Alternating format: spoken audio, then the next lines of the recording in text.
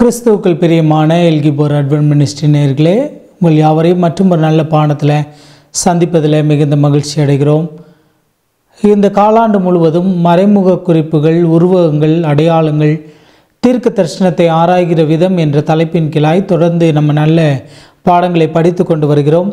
கர்த்தருடைய கிருபையினாலே இந்த காலாண்டினுடைய கடைசி பாடத்திற்கு நாம் கடந்து வந்திருக்கிறோம். கடைசி பாடத்தினுடைய தலைப்பு கடைசி கால உருவகங்கள் என்ற தலைப்பு கொடுக்கப்பட்டிருக்கிறது. நாம் பாடங்களுக்குள்ளாய் கடந்து செல்வதற்கு முன்பாக தெய்வ ஒத்தாசைக்காக பரிசுத்த ஆவியானுடைய இடைப்படுதலுக்காய் தலைகளை தாழ்த்தி ஜெபம் செய்வோம். இரக்கத்தில் ஐஸ்வர்யமுள்ள எங்கள் பரலோகத்தின் நல்ல தகப்பனே, மறுபடியும் உம்முடைய பாதத்தில் நாங்கள் வந்து நிற்க பரலோகத்தின் ஆண்டவர் கொடுத்த இந்த மாபெரும் கிருபைக்காய் ஸ்தோத்திரம். இந்த பாடங்களை நாங்கள் படிக்க இருக்கிறோம். கர்த்தருடைய கிருபையின் கரம் எங்களை தாங்கும்படியாய், பரலோக தேவனுடைய ஒத்தாசையும் ஞானமும் எங்களை வழிநடத்தும்படியாய், கடைசி காலத்திலே வாழக்கூடிய நாங்கள் எப்படி தீர்க்க தரிசனத்தை ஆராய்ந்து அதன் மூலமாய் என் ஆண்டவரை எச்சரிப்பை பெற்று கிறிஸ்துவுக்குள்ளாக இன்னும் அதிகமாய் வளரவும், கடைசி காலத்திற்கு நாங்கள் ஆயத்தமாகவும் கர்த்தர் எங்களுக்கு கற்றுக் கொடுக்கும்படியாய் உம்முடைய சமூகத்தில் நாங்கள் கெஞ்சுகிறோம். ஆண்டவரே, உம்முடைய இரக்கமும் கிருபையும் தயவும் கூட இருக்கட்டும். இந்த பாடத்தை காண்கிற ஒவ்வொருவரையும் கர்த்தர் ஆசீர்வதிங்க. இயேசுவின் வழியாக ஜெபிக்கிறோம் நல்ல பிதாவே, ஆமென். இந்த வார பாடத்தில் நம்ம எதெல்லாம் பற்றி படிக்க போகிறோம் என்று சொன்னால், யோனா புஸ்தகத்தை பற்றி படிக்க போகிறோம். யோனா ஆண்டோடைய தீர்க்க தரிசன வார்த்தையை பெற்று நினிவேக்கு கடந்து செல்வதும், நினிவேக்கு கடந்து சென்று நினிவே மக்களுக்கு அவர் சத்தியத்தை சொல்லுவதுமான இந்த காரியங்களை பற்றி கொஞ்சம் படிக்க போகிறோம். அதோடு சேர்ந்து தானியேல் புஸ்தகத்தில் காணக்கூடிய பெல்தேசாசாரனுடைய அந்த விருந்து நிகழ்ச்சியை பற்றியும், ஐப்ராத் வற்றி போகிற நிகழ்ச்சியை பற்றியும் நம்ம படிக்க போகிறோம். அதோடு கூட கடைசியாக அபிஷேகம் பண்ணப்பட்ட கர்த்தராகிய இயேசு கிறிஸ்துவானவரை குறித்தும் கோரேசையும் கொஞ்சம் ஒப்பிட்டு நம்ம படிக்க போகிறோம். இந்த வார பாடத்தில் படிக்க போகிறோம். இந்த வார பாடத்தினுடைய மனன வசனம் யோனா 1வது அதிகாரம் 9வது வசனம். அதற்கு அவன், நான் எபிரேயன், சமுத்திரத்தையும் பூமியையும் உண்டாக்கின பரலோகத்தின் தேவனாகிய கர்த்தரிடத்தில் பயபக்தி உள்ளவன் என்று சொன்னான். இன்னைக்கு எனக்கு அன்பான தேவ பிள்ளைகளே, இந்த கடைசி காலத்தில் வாழ்ந்து கொண்டிருக்கிற நீங்களும் நானும் சொல்ல வேண்டிய ரொம்ப முக்கியமான ஒரு வார்த்தை இதுதான். யோனா சொல்லுகிற இதே வார்த்தை தான் பரலோக தேவன் நம்மளிடத்தில் எதிர்பார்க்கக்கூடிய வார்த்தையாய் இருக்கிறது. நீ யார் என்று கேட்டால், தேவனிடத்திலே பயபக்தி உள்ளவன் என்று சொல்லக்கூடிய அந்த நபர்களாய் நீங்களும் நானும் இருக்க வேண்டும். சரி, இந்த காலாண்டினுடைய கடைசி பாடமாய் இந்த பாடத்தை நம்ம படிக்க போகிறோம். தயங்கிய தீர்க்கதரிசி, ஞாயிற்றுக்கிழமை பாடம். யோனாவின் அனுபவத்தை நம்ம எல்லாருக்கும் நன்றாய் தெரியும்.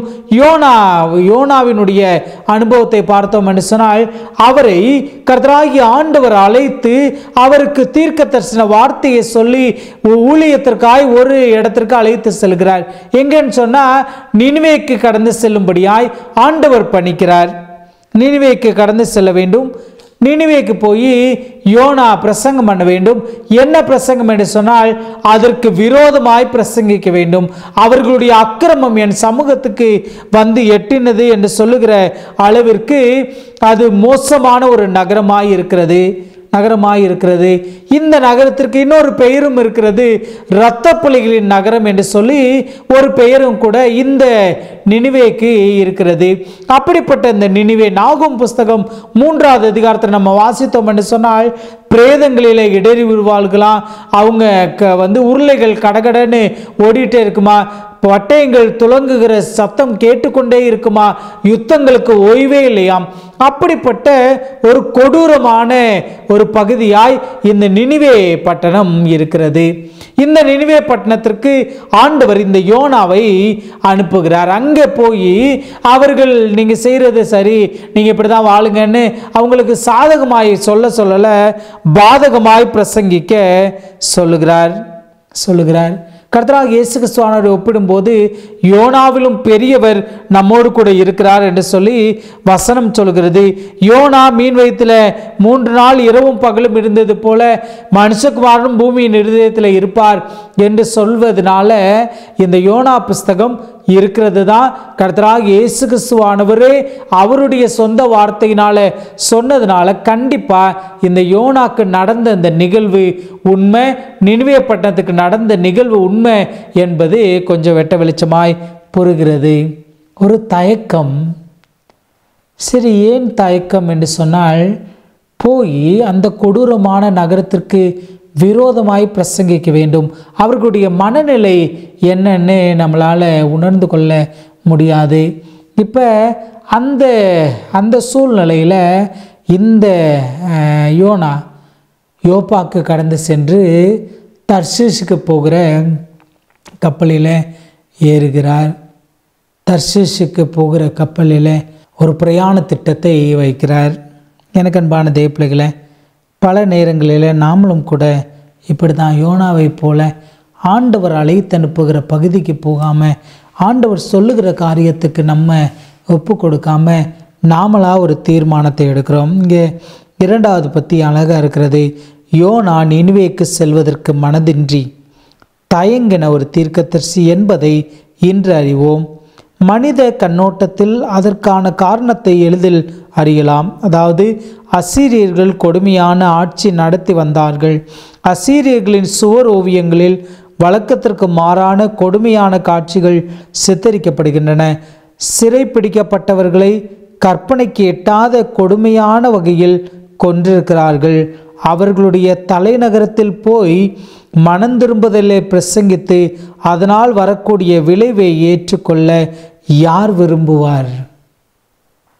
சரி, நினிவே பட்டணத்திற்கு போகிறதற்கு யோனாக்கு விருப்பம் இல்லை.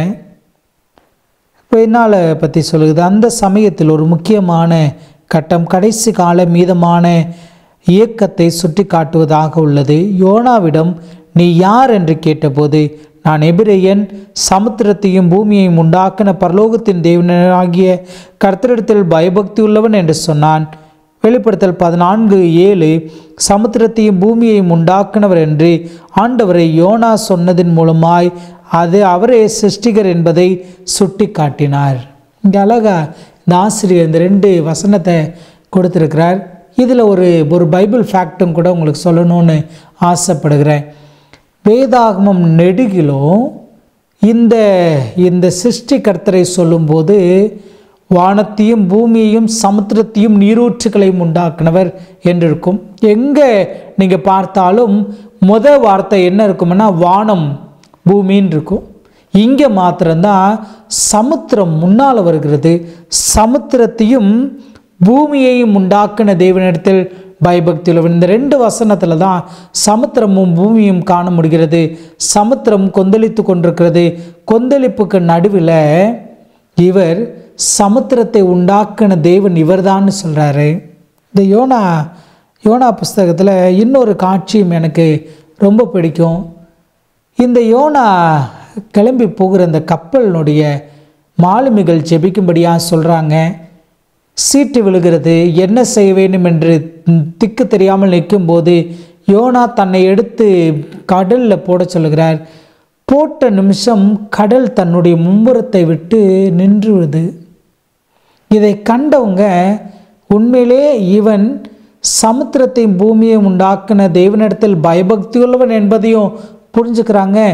இவர் ஆராதிக்கிற தேவன் தான் சமுத்திரத்துக்கு தேவன் என்று சொல்லி அந்த அஞ்ஞானிகள் சமுத்திர தேவதைகளை, கடல் தேவதைகளை வணங்கி கொண்டிருந்த அவர்கள் மனம் மாறுவதற்கு அந்த முதல் அதிகாரத்தினுடைய கடைசி பகுதியை நீங்கள் பார்த்தீங்கன்னா அவர்கள் இந்த ஆண்டவருக்கு பலி செலுத்தினாங்கன்னு பார்க்கிறோம். இப்போ நான் ஒரு காரியத்தை யூகித்து பார்க்கிறேன். ஒருவேளை நடந்திருக்கலாம். இந்த படகு இந்த யோனாவை தூக்கி போட்டுட்டு தான் நிர்ணயித்தபடி அது தர்ஷீஷுக்கு கிளம்பி போகிறதே, அது போகக்கூடிய அந்த மாலுமிகள் அத்தனையும் அந்த கப்பலிலே பிரயாணம் பண்ணின எல்லாரும் அங்கே போய் என்ன சொல்லியிருப்பாங்கன்னா, இந்த தேவன் தான் உண்மையான தேவன் என்று சொல்லி பறைசாற்றியிருப்பார்கள். இந்த புறா செய்யாத, இந்த மனிதன் செய்யாத ஒரு செய்தியை அவர்கள் எடுத்து செல்கிறாங்க. ஏன் புறா என்று சொல்கிறேன் என்று சொன்னால், யோனா என்று சொல்லக்கூடிய இந்த வார்த்தைக்கு எபிரேய பதத்தில் புறான்னு அர்த்தம். புறா அந்த நாட்களில் செய்திகளை எடுத்து கொண்டு வரும். செய்திகளை தவறான இடத்துக்கு கொண்டு போகாது, வேறு இடத்திற்கு கொண்டு போகாது. செய்தி யார் கரங்களிலே போய் கிடைக்க வேண்டுமோ அந்த கரங்களிலே போய் கொடுத்து விட்டு அங்கிருந்து செய்தி எடுத்துக்கொண்டு பின்னால் திரும்பி வரக்கூடிய இந்த புறா போக வேண்டிய இடத்திற்கு போகலை. ஆனால் ஆண்டவர் இவரை மறைமுகமாக அந்த மாலுமிகள், அந்த கப்பலில் பிரயாணம் பண்ணினவர்கள் மனம் மாறுவதற்கு ஒரு கருவியாய் பயன்படுத்தினார். மனம் திரும்புதலின் ஊழியம். நினிவே மக்களுக்கு தனித்துவமான செய்தியை பிரசங்கிக்கிறார். இன்னும் 40 நாள் செல்லும், நினிவே கவிழ்த்து போடப்படும் என்று சொல்லி ஒரு பிரசங்கத்தை பண்ணுறாரு.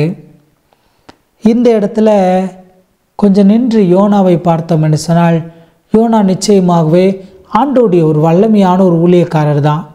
அந்த ஊழியக்காரர் அன்றைக்கு தைரியம் இருந்ததோ இல்லையோ தெரியல.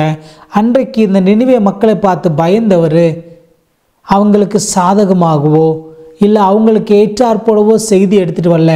ஆண்டவர் சொன்ன செய்தியை நேரடியாக சொல்லிவிடுகிறார். ஒரு பெரிய தைரியம் வந்துவிட்டது. என்ன தைரியம்? மீன் வயிற்றில் 3 நாள் ஒரு மனுஷன் இருக்க முடியாது.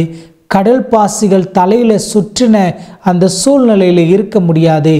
ரட்சிப்பு கர்த்தருடையது என்று சொன்ன மாத்திரத்தில் அந்த மீன் கொண்டு உயிரோட கக்குனதே. எனக்கு 3 நாளைக்கு பின்பாக உயிரோடு ஒரு மீட்பு கிடைத்ததே. அந்த மீட்பர் கண்டிப்பாக மீன் வயிற்றில் என்னை காப்பாற்ற முடியும் என்று சொன்னால், இந்த மக்களிடத்தில் நான் தைரியமாக சொன்னாலும் அவர்கள் என்னை அடிக்க வந்தாலும் இந்த தேவனால் காப்பாற்ற முடியும் என்று சொல்லி நம்பியிருக்க வேண்டும். அந்த நகரத்தார் இடத்துல பிரசங்கிக்கிறார். அவர்கள் மனம் திரும்புகிறாங்க. மேல் தொடங்கி கீழ் வரைக்கும் எல்லாரும் உபவாசிக்கிறாங்க. விழுந்து போன உலகத்திற்கு இறுதி செய்தியை அறிவிக்கும் போது இது போன்ற ஒன்றை தான் எதிர்பார்க்கலாமாம். ஒரு புறமும் எதிர்பார்க்கலாம், இன்னொரு புறம் எதிர்பார்க்க முடியாது. உலகம் முழுவதுமே அநேகர், என் ஜனங்களே, நீங்கள் அவர்களுடைய பாவங்களுக்கு உடன்படாமலும் அவர்களுக்கு நேரிடும் பாதையில் அகப்படாமலும் இருக்கும்படி அவளை விட்டு வெளியே வாருங்கள் என்று அழைக்கும் அழைப்புக்கு செவி கொடுப்பார்கள். எப்படி நினிவே ஒரு உதாரணமாக காட்டப்படுது. நினிவேக்கு கொடுக்கப்பட்ட அந்த செய்தி மூலமாய் அவங்கள விட்டு, அந்த துன்மார்க்கத்தனத்தை விட்டு வெளியே வரும்படியாய் அழைப்பு கொடுக்கப்பட்ட போது அவங்க அந்த அழைப்பை ஏற்று வெளியே வந்தது போல அவளை விட்டு வெளியே வா என்று அழைக்கக்கூடிய அந்த சத்தத்தை கேட்டு கடைசி காலத்தில் ஒரு மனம் திரும்புதலின் ஊழியம் கண்டிப்பாக நடைபெறும். அன்றைக்கு நாம் என்ன நிலையில் இருக்க போகிறோம்? அன்றைக்கு என்னுடைய நிலைப்பாடு என்ன? நிற்கிறேன் என்று சொல்லுகிறவன் விழுந்து போகக்கூடாதுன்னு ஆண்டவர் சொல்கிறார். இந்த இடத்துல யோனாவை நான் வைத்து பார்க்க வேண்டும் என்று சொல்லி ஆசைப்படுகிறேன். அப்படிப்பட்ட அந்த நினிவேயின் மக்கள் மனம் திரும்பிட்டாங்க. யோனா அவங்க மனம் திரும்புதலை பொறுக்க முடியாமல் இருந்து கொண்டிருக்கிறார். ஒரு பொறுமலோடு, ஒரு கோபத்தோடு, ஒரு மூர்க்கத்தோடு இருந்து கொண்டிருக்கிறார். நாமும் பல நேரங்களில் எப்படி தான் இருக்கிறோம். பிறருடைய ரட்சிப்பை என்னால் பொறுத்து கொள்ள முடியலை. ஆனால் இவர் ஜெபத்தில், அந்த யோனா 2வது அதிகாரத்தில் நம்ம பார்த்த ஜெபத்தினுடைய முடிவு என்ன சொல்லி முடிகிறது என்று சொன்னால், ரட்சிப்பு கர்த்தருடையது என்று சொல்கிறார். அந்த ரட்சிப்பை நினிவே மக்களுக்கும் கொடுத்தார், யோனாவுக்கும் ஆண்டவர் கொடுத்தார். கடைசி காலத்தில் நமக்கும் ஆண்டவர் தர இருக்கிறார். நம்மை பார்த்து மனம் திரும்புகிற பலருக்கும் தர இருக்கிறார். நீ எகிப்தின் அடிமைத்தனத்திலிருந்து பாலும் தேனும் ஓடுகிற கானான் தேசத்திற்கு கிளம்புனாங்களே, ஆண்டவருடைய பிள்ளைங்க மாத்திரம்தானா அப்படின்னு கேட்டால், அவங்களுடைய வழிநடத்தலை பார்த்து இன்னும் நிறைய பிரஜாதிகளும் கிளம்புனாங்க, எகிப்தியர்களும் கிளம்புனாங்க. செவ்வாய்க்கிழமை பாடம் பெல்சாசாரின் விருந்து. நம்ம எல்லாத்துக்கும் நன்றாய் தெரிந்த ஒரு பகுதி தான். நேபுகாத் நேச்சர் மன்னனுக்கு ஏற்பட்ட ஒரு கோரமான சூழ்நிலை நமக்கு வேதத்தில் தெரிகிறது. அவருக்கு இன்னொரு வாய்ப்பு கொடுத்து ஆண்டவர் அவர் புத்தி பேதலித்த அந்த நிலைமை, மிருகங்களோடு வாழக்கூடிய அந்த நிலைமையிலிருந்து ஆண்டவர் அவருக்கு ஒரு மறுவாழ்வு புது வாழ்வை கொடுத்து அவருக்கு அப்புறம் அவருடைய பேரன் ஆட்சிக்கு வருகிறான். அவன் ஒரு தீர்மானம் என்ன செய்கிறான் என்று சொன்னால், முன்னால் அறிவிக்கப்படுகிறது, இந்த அடிமைத்தனம், இந்த பாபிலோனியர்களிடத்தில் அடிமைகளாய் ஆண்டவருடைய பிள்ளைங்க போவாங்க என்பது முன்னறிவிக்கப்பட்டிருக்க, அந்த முன்னறிவிப்பின் காரியங்களை வாசித்திருந்திருக்க வேண்டும் இந்த ராஜா. முன்னறிவிப்பு காரியங்களெல்லாம் தெரிந்த அந்த ராஜா நம்மளிடத்துல முன்னறிவிக்கப்பட்டு நம்முடைய கரங்களில் இந்த ராஜ்யம் கிடைத்திருக்கிறது. இந்த ராஜ்யம் மாத்திரமல்ல, அந்த தேவனுடைய பரிசுத்த பனிமூட்டுகளாக இருந்த பாத்திரங்களும் எனக்கு கொடுக்கப்பட்டிருக்குது. ஆண்டோடைய உயிருள்ள ஜனங்களே கிடைக்கப்பட்டிருந்தா இந்த பாத்திரமெல்லாம் எம்மாத்திரம் என்று சொல்லி அதை எடுக்க முயற்சி செய்கிறான். அப்பொழுது அவன் ஒரு நியாய தீர்ப்பை அடைகிறத காண முடிகிறது. உண்மையான நிலையை தெளிவாக அறிவதற்கான அதிக ஆதாரத்தை பெல்ஷாசார் பெற்றிருந்த போதிலும் முற்றிலும் துணிகரமாக நடந்தார். சத்தியத்தை அறிவதற்கு போதுமான அறிவு இருந்தது, ஆனால் இருதயம் அதற்கு இணங்காததே பிரச்சனை. கடைசி நாட்களில் உலகத்தில் இறுதி நெருக்கடி உண்டாகும்போது சத்தியத்தை அறிவதற்கான வாய்ப்பு மக்களுக்கு வழங்கப்படும். பெல்ஷாசாரை போல அவர்களது இருதயங்களை பொறுத்துதான் அவர்களுடைய தீர்மானம் இருக்கும். நம்ம இருதயம் எப்படி இருக்க போகிறது? ஐப்ராத் நதி வற்றி போகுதல், பாபிலோன் மதில்கள், பயங்கரமான மதில்கள், அதில் வெண்கலத்தில் கதவுகள் வைக்கப்பட்டிருந்தது. அந்த ஐப்ராத் நதி பாபிலோனுக்கு நடுவில் அழகாக ஓடிக்கொண்டிருந்தது. பாபிலோனுக்கு கிடைத்த ஒரு பெரிய வரம் என்னன்னு கேட்டிங்கன்னா, இந்த ஐப்ராத் நதி தான். அது வற்றாத நதியாய் ஓடிக்கொண்டிருந்தது. அங்கே ஒரு காரியத்தை இந்த ஆசிரியர் ரொம்ப அழகாக எழுதியிருக்கிறார். பண்டைய பாபிலோனிய ராணியான நிடோக்ரிஸ் என்பவள் அந்த நதியை ஒட்டி நகரத்திற்கு செல்கிறதற்கு பாதையை உருவாக்க மண்பொருள்களை செய்து வைத்திருந்தால் அதற்காக வேலை செய்கிறவர்களின் வேலைகள் எளிதாக நதியை ஒரு சதுப்பு நிலத்திற்குள் திருப்பி விட்டிருந்தாள். அங்கே சதுப்பு நிலத்துக்குள்ளே இந்த தண்ணீர் வசதிக்காக ஐப்ராத் திருப்பி இருந்ததை அந்த ராணி செய்திருந்தாங்க.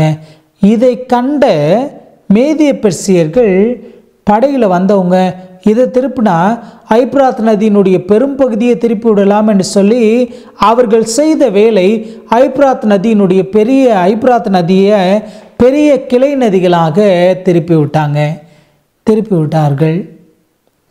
இந்த பாபிலோன் மாநகரத்தை பற்றி சொல்ல வேண்டும் என்று சொன்னால், ஏறக்குறைய 24 வருடத்திற்கு தேவையான ஆகாரங்கள் அங்கே சேமித்து வைக்கப்பட்டிருந்தது.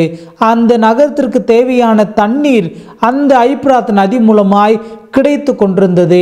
அவர்களுக்கு உள்ள ஒரு கவலை இல்லை. வரலாறு சொல்லுகிறது, அந்த பெல்ஷாசார் உள்ள விருந்து பண்ணி கொண்டிருக்கிறான். அந்த விருந்தில் கலந்து கொண்ட அத்தனை பேரும் வெளியே மேதிய பெர்சியர்கள் வந்து முற்றுகை போட்டிருக்கிறாங்கன்னு தெரியும். அவர் அப்போ உள்ள இந்த ராஜா சொன்னாரா, முற்றுகை போட்டவன் அவன் பசியில் சாவானே தவிர உள்ளே இருக்கிற நாங்கள் சாக மாட்டோம் என்று சொல்லி சொன்னாங்களா. ஆனால் சூழ்நிலை ஒரே இரவில் மாறிப்போனது. மேனே தெக்கேலு பாசின் என்று சொல்லி அந்த நியாய தீர்ப்பு எழுதப்பட்டது. அந்த நியாய தீர்ப்பு எழுதப்பட்டதுனால ஐப்ராத் நதி வற்றி போனது.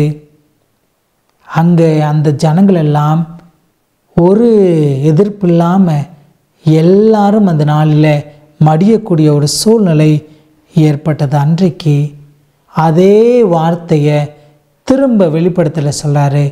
ஐப்ராத் நதி வற்றி போகும் வாதையில் சொல்கிறாரு. கடைசி காலத்தில் வாழ்ந்து கொண்டிருக்கிற நம்ம எப்படி இருந்து கொண்டிருக்கிறோம்? உங்கள் ஆண்டவர் இன்ன நாளிகையிலே வருவார் என்று நீங்கள் அறியாதிருக்கிறபடியினால் விழித்திருங்கள். திருடன் இன்ன ஜாமத்திலே வருவான் என்று வீட்டெஜமான் அறிந்திருந்தால் அவன் விழித்து தன் வீட்டை கன்னமிட ஒட்டான் என்று அறிவீர்கள் என்று சொன்னார். இப்போ எதிர்பாராத நேரத்தில் ஆண்டவர் ஆர்ப்பாரு. எப்படி ஐப்ராத் நதி எதிர்பாராத நேரத்தில் வற்றினதோ, எப்படி மேதிய பெர்சியர்கள் வந்து பாபிலோன் சாம்ராஜ்யத்தை பிடிச்சாங்களோ அதுபோல் நாமும் எதிர்பாராத நேரத்தில் ஆண்டவர் வரப்போகிறார். அங்கிருந்த ஜனம் அந்த மது மயக்கத்தில் அவர்கள் எழுந்து கொண்டிருந்தாங்க. இன்னைக்கு தவறான உபதேசம் என்னும் மது மயக்கம் நம்மளிடத்தில் இருக்கிறதா? நாம் முறங்கி கொண்டிருக்கிறோமா? வேதத்தை ஆராய்ந்து படித்து நாம் விழித்தெழும்படியாய் ஒரு அறைகூவல் விடுக்கப்படுகிறது. வியாழக்கிழமை பாடம் கோரேஸ் அபிஷேகம் பண்ணப்பட்டவர். கோரேஸ் மறுபடியுமாய் ஆண்டவருடைய அந்த பிள்ளைகளுடைய ராஜ்யத்தை கட்ட, அந்த அடிமைத்தனத்திலிருந்து ஆண்டவருடைய பிள்ளைகளை விடுதலையாக்க அவன் ஒரு கட்டளையை பிறப்பித்து எழுதி கொடுத்தான். வரலாற்றாளர்கள் எழுதுகிறாங்க, பழைய ஏற்பாட்டு புஸ்தகத்தை மல்கியா தான் இன்றைக்கு வரிசைப்படுத்தி வைக்கப்பட்டிருக்கிறது. ஆனால் உண்மையாக கோரேசின் அந்த ஆலயத்தை திரும்ப எடுத்து கட்ட கொடுத்த அந்த அனுமதி தான் பழைய ஏற்பாட்டினுடைய முடிவாய் காணப்படுகிறது. பழைய ஏற்பாட்டினுடைய முடிவு அதுன்னு சொன்னால், அங்கே எப்படி அந்த ஆலயம் எடுத்து கட்டப்பட கோரேஸ் அனுமதி கொடுத்தாரோ அதே போல உலகம் என்னும் இந்த ஆலயம், ஆண்டவருடைய பிள்ளைகள் என்னும் இந்த ஆலயத்தை எடுத்து கட்டும்படியாய் கர்த்தராகிய இயேசு கிறிஸ்துவானவர் அபிஷேகம் பண்ணப்பட்டவராய் இந்த பூமியில் வந்திருக்கிறார். ரொம்ப அழகான ஒரு நிழல் படத்தை இங்கே காண முடிகிறது. கோரேஸ் நிச்சயமாக கிறிஸ்துவின் பூரண பிரதிபலிப்பு கிடையாது. எந்த நிழலும் நிஜத்துடன் அப்படியே பொருந்தி விடாது, நிஜத்தோட அப்படியே பொருந்தி விடாது. ஆனால் ஒரு காரியத்தை நம்ம காண முடிகிறது. இந்த கட்டளை, இந்த ஆலயத்தை எடுத்து கட்டுகிற இந்த கட்டளை பிறப்பிக்கிறது தான் பழைய ஏற்பாட்டினுடைய முடிவாக இருந்தது என்று சொன்னால், ஆண்டவரோடு கூட நம்ம நித்தியமாய் வாசம் பண்ண போகிற அந்த பரிசுத்த நகரம் ஆயத்தமாவது புதிய ஏற்பாட்டினுடைய கடைசியாக இருக்கிறது. அந்த ஆயத்தத்தில் இன்னும் ஒரு பங்கு என்னன்னு கேட்டிங்கன்னா, என்னுடைய ஆயத்தம், நான் என்னும் இந்த ஆலயம், நீங்களே அந்த ஆலயம் என்று சொல்கிறாரே, ஆலயமாகிய நாம் அவருக்காய் ஆயத்தப்பட வேண்டும் என்பது தான் பரலோகம் நம்மளிடத்தில் எதிர்பார்க்கக்கூடிய ஒரு காட்சி. இந்த காலாண்டு முழுவதும் பழைய ஏற்பாட்டில் கண்ட சில காட்சிகளை அப்படியே வெளிப்படுத்தல காணக்கூடிய கடைசி காலத்தினுடைய நிகழ்வுகளோடு கூட ஒப்பிட்டு பார்த்தோம். ஒரு காரியம் நமக்கு புரிகிறது. சில நேரம் நம்ம பயப்படும் போது இந்த சம்பவங்களில் ஆண்டவருடைய பிள்ளைகள், அந்த சூழல் எனக்கு ஒரு தைரியத்தை கொடுக்கிறது. தைரியத்தை கொடுக்க வேண்டும். நாங்கள் ஆராதிக்கிற தேவன் எங்களை தப்புவிக்க வல்லவராக இருக்கிறார். அப்படி தப்புவியாமல் போனாலோ, நீர் நிறுத்துகிற சிலையை வணங்க மாட்டோம் என்று நின்ற போது அக்கினி சூளை அதிகமானது, அக்கினி சூளையினுடைய நெருப்பு அதிகமானது. அந்த நெருப்பு இவர்களை சுமந்து சேர்ந்தவர்களெல்லாம் அழித்ததே தவிர அவர்களை அழிக்கவில்லை. அதோடு கூட நிற்கவில்லை. அவர்களோடு கூட பரலோகத்தின் தேவன் இறங்கி வந்து அவர்களை மீட்டு அவர்களோடு உலாவின காட்சியை காண முடிகிறது. நாமும் அப்படி இருந்தோம் என்று சொன்னால் தேவனோடு கூட உலாவுகிற ஒரு பெரிய கிருபையை ஆண்டவர் தரப்போகிறார். இந்த காலாண்டு முழுவதும் இதை பற்றி நம்ம படித்தோம். வருகிற காலாண்டு யாத்ராகம புஸ்தகத்திலிருந்து நம்ம படிக்க போகிறோம். யாத்ராகம புஸ்தகம் என்று சொன்னாலே நமக்கு நன்றாய் தெரியும். நீண்ட நெடும் பயணம், இதை பயண புஸ்தகம் என்று கூட சொல்லுவாங்க. யாத்ராகமம், இந்த யாத்ராகமம் என்று சொன்னாலே ரொம்ப பிரியமான பகுதிகள் எல்லாம் இருக்கும். மன்னாவினுடைய பொழிவு, அதிசயம், அற்புதம், நிறைய அதிசயங்கள், அற்புத காட்சிகளை எல்லாம் நாம் உற்று நோக்க போகிறோம். இந்த முட்செடி எரிந்து கொண்டிருக்கிறது. எரிந்து கொண்டிருந்தும் அது அவியாததை கண்டு மோசே உற்று பார்த்தான் என்று வசனம் சொல்கிறது. அதுபோல யாத்ராகம புஸ்தகத்தை நம்ம உற்று வரக்கூடிய காலாண்டில் உற்று நோக்க போகிறோம். நிச்சயமாய் அந்த காலாண்டும் நமக்கு பிரயோஜனமாக இருக்கும் என்று கருத்திற்குள்ளாய் நம்புகிறேன். நம் தலைகளை தாழ்த்தி ஜெபம் செய்வோம். எங்களை நேசிக்கிற எங்கள் பரலோகத்தின் நல்ல தகப்பனே, நன்றி ஆண்டவரே. கற்றுக்கொண்ட இந்த பாடத்திற்காய் ஸ்தோத்திரம். கர்த்தருடைய கிருபையின் கரங்கள் எங்களை பலப்படுத்திட்டோம். மேகம் போன்ற இத்தனை திரளான சாட்சிகள் எங்களுக்கு முன்னால் இருக்கிறதே, பாரமான யாவற்றையும் உதறி தள்ளிவிட்டு விசுவாசத்தை தூக்கிறவரும் முடிக்கிறவருமாகிய உம்மை நோக்கி எங்களுடைய பிரயாணத்தை எங்களுடைய பயணத்தை நாங்கள் பொறுமையோடு ஓட கர்த்தர் எங்களுக்கு உதவி செய்யும்படியாய் ஜெபிக்கிறோம். அந்த நிகழ்ச்சியை கண்டு கொண்டிருக்கிற ஒவ்வொருவரையும் கர்த்தர் அவிதமாய் ஆசீர்வதிங்க. இந்த காலாண்டு முழுவதும் எங்களோடு கூட இடைப்பட்டீங்களே, அதற்காக ஸ்தோத்திரம். வரப்போகிற புதிய காலாண்டும் நிச்சயமாகவே அப்படிப்பட்ட ஆசீர்வாதமானதாய் இருக்கும் என்று கர்த்தருக்குள்ளாய் நாங்கள் நம்புகிறோம்.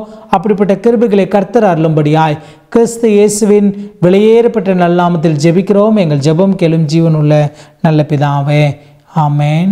நேர்களே, இந்த நாளினுடைய பாடம் உங்களுக்கு பிரயோஜனமாக இருந்து கொண்டு கர்த்தருக்குள்ளாய் நம்புகிறேன். இது வல்லமையுள்ள தேவனுடைய ஊழிய பணியில் எல்கிபோர் அட்வென்ட் மினிஸ்ட்ரீஸ். தொடர்ந்து இந்த நிகழ்ச்சிகள் உங்களுக்கு வர வேண்டும் என்று சொன்னால் எங்களுடைய யூடியூப் சேனலை சப்ஸ்கிரைப் பண்ணுங்கள், உங்கள் நண்பர்களோடு கூட பகிர்ந்து கொள்ளுங்கள். நிச்சயமாக இந்த செய்திகள் எல்லாம் உங்களுக்கு பிரயோஜனமாக இருக்கும். இணைந்து நாம் படிப்போம், பரலோக ராஜ்யத்திற்கு நாம் ஆயத்தப்படுவோம். தேவன் தாமே உங்களை என்னையும் ஆசீர்வதிப்பாராக. ஆமேன்.